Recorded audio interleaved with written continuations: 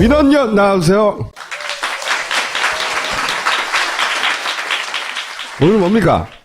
오늘 이제 반기문 대통령 만들기에 돌입했다. 이게 이번 주에 가장 큰 이슈였던 것 같아요. 그래서 이 주제로 했는데요.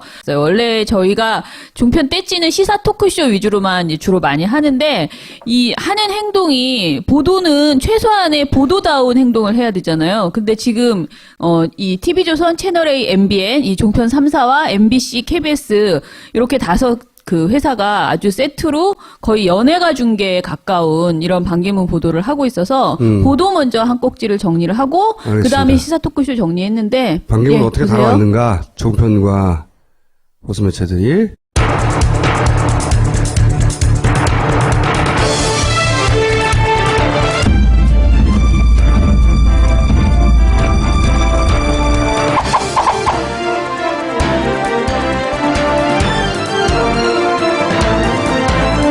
반기문 전 유엔 사무총장이 10년 만에 돌아온 10년 만에 반기문 전 유엔 사무총장이 10년 만에 한국으로 완전히 돌아왔습니다.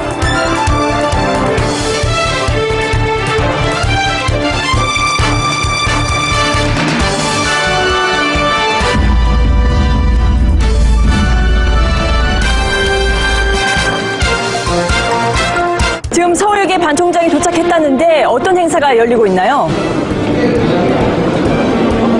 네, 반기문 유엔 전 사무총장이 방금 전 7시 반 이곳 서울역에 도착했습니다.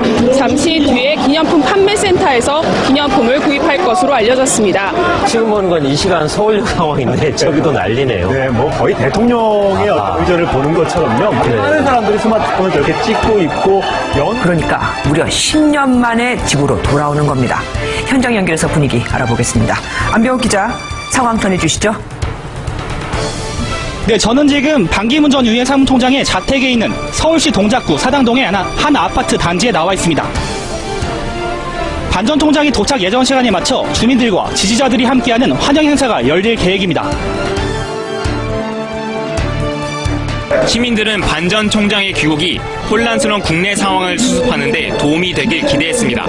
반 전 총장은 직접 발권기에서 공항철도 표도 끊고 편의점에서 생수도 구입했습니다. 신분증에 새 도로명 주소 스티커를 부착한 뒤 직원들과 악수를 했습니다. 이후 청년들과 김치찌개로 점심을 같이 먹었습니다. 귀국한 뒤 첫 외부인과의 식사를 다름 아닌 젊은 친구와 함께한 겁니다. 취업 등으로 고통받는 청년들을 가장 우선적으로 배려하겠다는 입국 전 언급들을 우회적으로 실천하는 모습입니다. 오후에는 은행을 방문해 계좌를 개설했습니다. 손을 꼭 잡고 효도하겠다는 아들의 말에 목이 맵니다. 제가 10년 동안 떨어져 있어서 효도를 못했는데 이제 계속 어머니 옆에 있을게요. 사회복지시설을 찾아 점심을 먹고 거동이 불편한 어르신들을 위로했습니다. 앞치마를 두르고 시장하시죠, 어머니. 죽도 직접 떠서 먹여드립니다. AI 거점 소독소도 방문했고 네, 자동 세척기 고압 세척기를 들고 차량 바퀴를 직접 소독하며 대선 주자급 일정을 강행했습니다.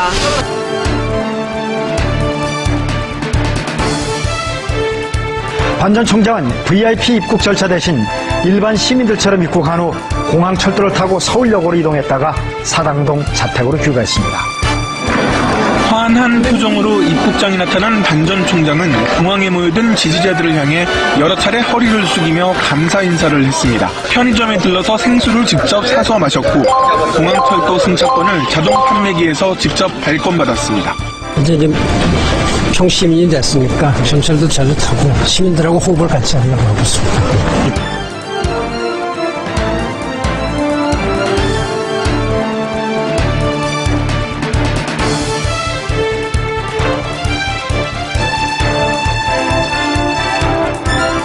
누가 봐도 보여주기인데 그래도 그것이 먹히니까 그러는 것인지 누군가는 오랜만에 돌아와서도 처음으로 택한 방법이 바로 그 보여주기였습니다.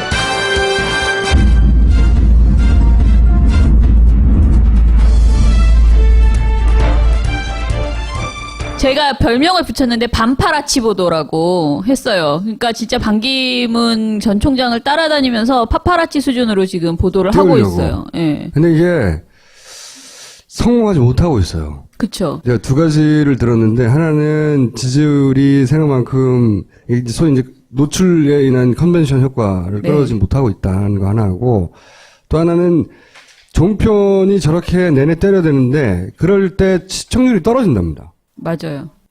그래서 이것도 오래 못 가게 생겼어요. 예.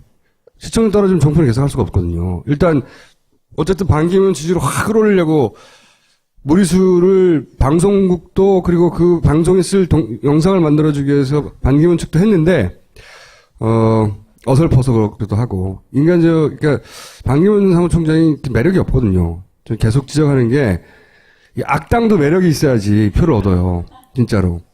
좀 약간 뭐 어색하죠. 모든 게. 그래서 별명이 굉장히 여러 가지 지금 있더라고요. 제가 해도 되나?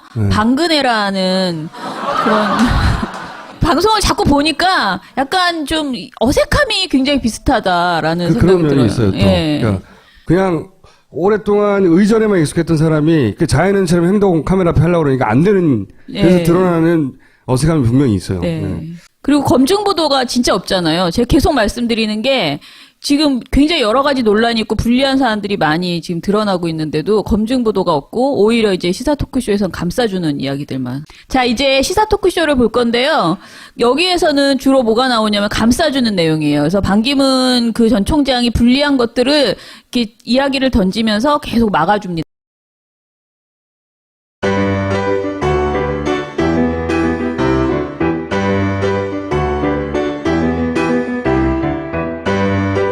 아니요, 저도 반기문 사무총장 좀 아는데 제 좋아요. 진짜 건강하다 그래요. 좋아요. 그건 제가 한 95%는 개런티할 수 있습니다. 그리고 보통 아니세요. 반기문 총장이 오히려 글로벌하게 활동하면서 한국에서 계속 있었던 정치인보단 더 넓은 시야를 가질 수도 있고, 그렇겠죠. 그리고 열정적으로 임한다면 그 시대 정신을 담아낼 수도 있으니까 이걸 꼭 연대기적 나이로 우리가 평가할 거는 아닌 것 같습니다. 유엔 사무총장이라는 게 어차피 외신에서 그렇게 좋은 평가를 받은 예가 많지가 않아요. 그래서 이 반기문 총장에 대해서도 뭐 그렇게 긍정적으로 평가하는 게 많지 않았다는 점이 이 사람이 잘못했다는 걸 보여줄 수 있는 것은 아니다라는 판단을 하고요. 이 유엔이 사실 그렇게 할 수 있는 일이 이게 이런 PKO라든가 아니면 북한 인권 이런 데 적극적으로 나서서 할 수 있는 일이 많은 거는 아니거든요. 지속 가능한 발전이나 뭐 환경 이런 면에서 상당히 많은 활동을 했다는 거는 좀 긍정적으로 평가할 필요가 있는 것 같고요. 깎아내리려는 얘기들이 좀 더 많지 않았나 뭐 이런 판단은 좀 합니다.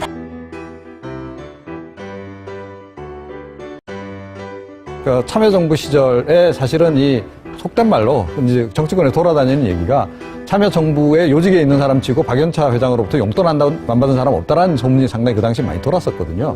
20만 불을 받은 부분 관련해서는 이거는 반기문 사무총장이 개인적 용도로 썼다기보다는 아마 어쩌면 다른 용도였을 수도 있다.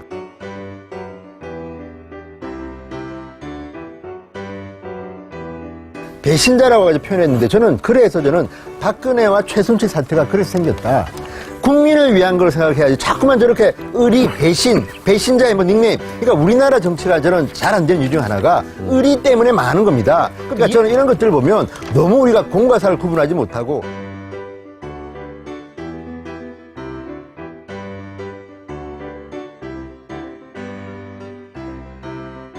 장관이 되면서 장관 공간으로 이사를 하게 되는데 그때 주민 대표가 찾아와서 축하합니다라고 하면서 축하 화분을 건넸다고 합니다. 그랬더니 반기문 당시 외교부 장관은 주민들에게 일일이 편지를 썼다는 겁니다.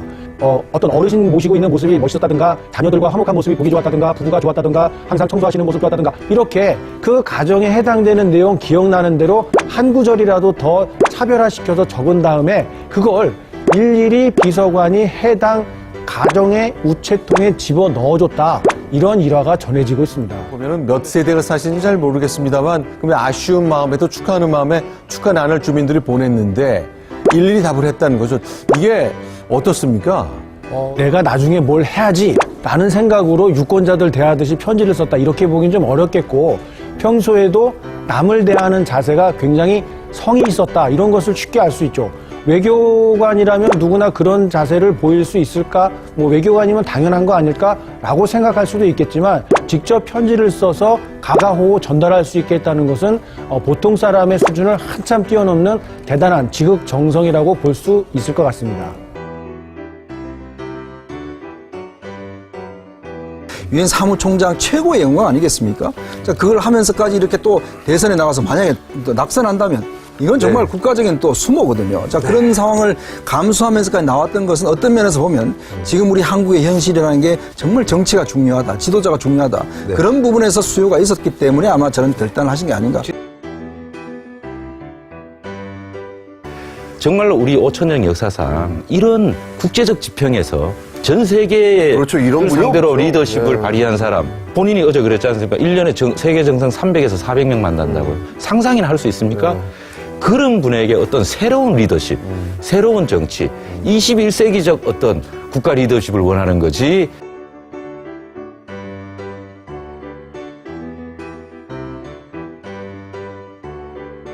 유엔 사무총장은 어디를 먼저 가야 되느냐. 백목항 세월호라고 하는 것은 본질적으로 보자면 세계 어느 나라에서 많이 일어나고 있는 교통사고예요. 교통사고였지 않습니까? 아니 세월호 사건의 원인과 진실에 대해서 국민이 모르는 게 뭐가 있어요. 다 했지 않습니까?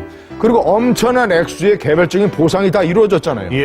박근혜 대통령이 정치적, 도의적, 법률적 책임을 져야 되는 문제지만 그거하고 세월호 사건의 진상하고는 아무런 관련이 없잖아요. 대통령 선거에 이용하려고 사는 사람들이 있고 과도하게 정적으로 이용하려고 하는 사회적인 흐름이 있고 그것은 명백하게 우리 한국 사회의 하나의 일파에 해당되는 흐름이고 사건인데 왜 유엔 사무총장이 말이죠. 사무총장 지낸 사람이 그런 일파의 주장에 동조하는 어느 하나의 액션으로 말이죠. 재수처럼 백목항을 왜 서둘러서 갑니까? 반기문 총장이. 천안함이나 연평도 무덤에 먼저 가야 되는 거 아니에요? 근데 저기서 당장 사실관계 어긋난 것들이 대단히 많잖아요. 세월호 관련된 부분은. 그러니까요. 저는 이걸 보면서 무슨 생각이 들었냐면, 이게 참 어렵다. 반기문 전 총장이. 그러니까 최고의 수준으로 쥐어짜고 오는 이 칭찬들이 아무 일도 아닌데 그렇게 하면서까지 띄워주려고 하면서 이 사람들을 불러서 그런 요청을 했단 말이죠. 그러니까 가장 센 칭찬들이 초반에 나온 건데 딱히 우와 이게 없잖아 아무것도. 오히려 어렵다. 좀 무능한 사람인가? 왜 이런 게 뉴스가 되지? 누구나 일상적으로 하는 일을 왜 저 사람이 하면 뉴스로 되지? 이런 사람들이 그러니까. 오해를 한다니까요, 지금. 이 양반이 쉽지 않겠어요, 띄우는 게. 응? 안철수 띄우기가 이제 나오기 시작하는 다시. 거예요. 그래서 제가 말씀드렸잖아요. 반기문만 가지고 안 된다. 이 안철수를 다시 살려내야 된다. 그래서 한동안 안철수 대표에 대해서는 비판을 하거나 아예 언급을 안 했거든요. 다시 띄우기로 시작했어요. 근데 제가 한 3, 4일 전 거를 이렇게 보니까 한 3일 사이에 굉장히 많이 늘어났어요. 안철수 그 걔네들은 대표를. 의도를 가지고 납품하니까요, 항상. 그래서 주제가 뭐냐면은 갑자기 국민의당을 엄청 걱정해요. 국민의당의 살 길이 무엇인가 뭐 이런 거 걱정하고요. 그다음에 반기문과 안철수가 결합해서 빅텐트를 세우면 분명히 잘 될 것이다. 성공할 것이다라는 거고 중도층들이 안철수를 지지할 것이다. 그러니 희망을 가져라. 그다음에 반기문이 검증 문턱을 못 넘으면 어쩌면 안철수에게 기회가 갈 것이다. 라고 주장해요. 저게 속내네요. 못 넘을 수도 있다. 마지막은 이제 안철수에 미끼를 던지는 거죠. 그렇죠. 포기하지 말고 계속 노력해가지고 계속 가라 이런 거예요. 지지율을 끌어올려서 문재인이나 민주당 후보의 표를 긁어 먹어라 이거거든요. 그리고 마지막으로 이제 문재인 전 대표는 친노 운동권이다. 그렇기 때문에 반드시 안철수 합리적 보수를 이제 지향하는 사람들은 찍을 것이다. 이런 주장을 하더라고요. 3, 4일 사이에. 그렇죠. 지난 총선 이후로는 안 하던 짓인데 심지어는 최근에는 안철수는 끝났다는 식의 분위기. 이제 도망가고 막 미국 가고 이거 이제 끝장났어. 지지도 막 떨어지고. 그런데 갑자기 반기문 등장과 함께 지렛대로 뭔가 하려고 하는 것 같아요. 이 둘의 조합이어야만 대결이 가능하다고 생각한 것 같아요. 이 기획자 윗대가리들이 그래가지고 이게 오다가 떨어지니까 또 언제 그랬냐는 듯이 막 보세요.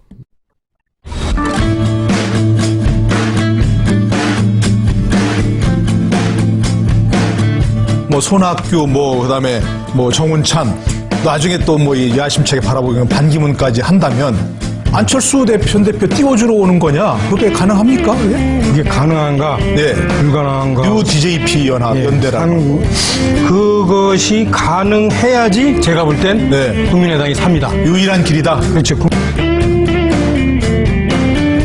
안철수 후보가 마치 그러니까 그 누구랑 연대를 하느냐인데 사실은 한기훈 후보랑 연대할 수밖에 없어요. 그러니까 안철수 대표의 선택은 지금 오늘의 어떤 컨벤션 효과, 오늘 전당대회 분위기는 뜨겁다고 합니다. 안철수 대표를 뭐 연호하고 대통령 연호하고 그런데 여기서 분위기를 뒤집고 자기가 박선수 리베이트 사건 무죄가 났잖아요. 그것 때문에 당대표를 내려놓고 지금까지 자숙했던 그 기간 동안을 이제는 공격적으로 나설 수밖에 없고 오늘 전당대회를 통해서 자신이 국민의당의 정말 유일한 어떤 후보를 이렇게 보여주면서 자신의 지지율을 얼마만큼 끌어올리느냐.